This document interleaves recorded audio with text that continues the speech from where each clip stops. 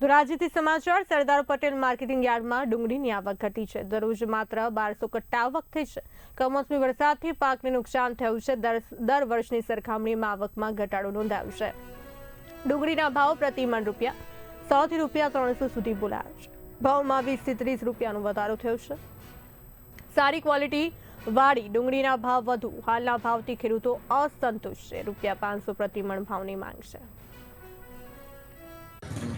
અમને અત્યારે ડુંગળીના પૂરતા ભાવ મળતા નથી અને અત્યારે અમારે બિયારણ ખાતર દવા બધું મોંઘું થઈ ગયું છે। સરકારને નિકાસ કરવી નથી અને ખેડૂત આમાં હેરાન થાય છે। અમને પૂરતી મજૂરી આમાં ઉઠતી નથી। અમારા મજૂરીના પૈસા અમને મળતા નથી। કેવા ભાવ મળે? મણના કેટલા ભાવ મળે છે? મણના 200 થી ₹250 અમને ભાવ મળે છે અને સરકાર આમાં થોડુંક ધ્યાન દે અને આની બહાર નિકાસ ચાલુ કરે તો અમને પૂરતા ભાવ મળે। કેટલા ભાવ મળવા જોઈએ ખરેખર?